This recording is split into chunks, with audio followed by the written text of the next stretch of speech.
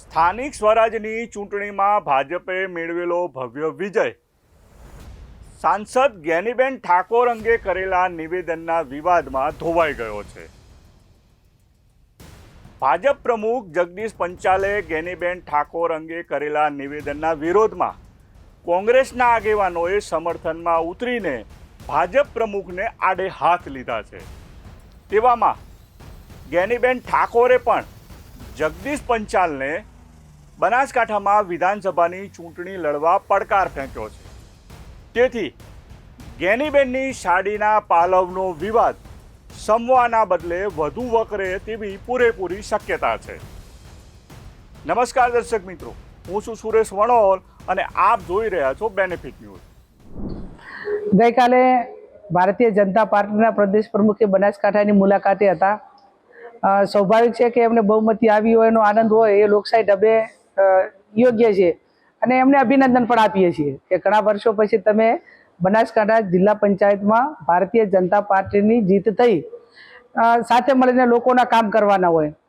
એમને રાજ્ય સરકાર એમની છે, કેન્દ્ર સરકાર એમની છે અને એના થકી બનાસકાંઠાની સમસ્યાઓ માટેની વાત કરી હોત તો લોકશાહી ઢબે અમે પણ એમનો આભાર માનોત ને અભિનંદન આપોત. પણ એના બદલે ક્યાંક ને ક્યાંક બેન દીકરીઓને અપમાનિત કરવા માટેની વાત એમને કરી. ક્યાંક ને ક્યાંક ઓબીસી મહિલાઓ માટે હું લોકસભાની અંદર આરક્ષણ માટેની વાત કરતી હું અને પોતે ઓબીસી નેતા હોય તો એમને પોતાને ઓબીસી હોવાનો કેટલો ગૌરવ છે એ પણ એ વાત ઉપરથી નક્કી થાય છે. દેશના વડાપ્રધાન પણ ઓબીસી છે.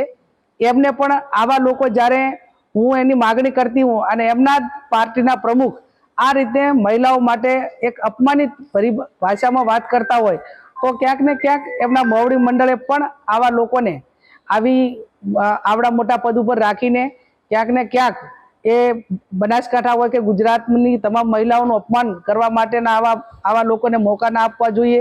અને ખાસ કરીને એટલું જ કહું કે એ સત્તા એ કોઈના બાપની કોઈની માલિકીની ભેટી નથી. પ્રજા છે, ડેમોક્રેસી છે, હારને જીત એક લોકશાહીનો ભાગ છે. વર્ષો સુધી કોંગ્રેસ પાર્ટી પંચાયતથી કરીને પાર્લામેન્ટ સુધી અનેક વખત જીતી છે. તો ક્યારે કોંગ્રેસ પાર્ટીના નેતાઓ કે અમારા કોઈ આગેવાનોએ ભારતીય જનતા પાર્ટીની મહિલાઓના કે કોઈના માટે અપમાનિત શબ્દો આવા ક્યારે પણ ઉચ્ચાર્યા નથી. પણ મેં કીધું એમ ક્યાંક ને ક્યાંક સત્તાનો નશો હોય, સામદામ દંડ ભેદની રાજનીતિ અપનાવીને સત્તા ઉપર આવવાનું હોય અને એક પોતાની જાતને બનાસકાંઠાના વતની ગણાવીને આ રીતે વાત કરતા હોય તો એ બનાસકાંઠાના વતની તરીકે એમને બનાસકાંઠાની મહિલા ઉપર કેટલો પ્રેમ છે એ પણ એમની માનસિકતા છતી થાય છે.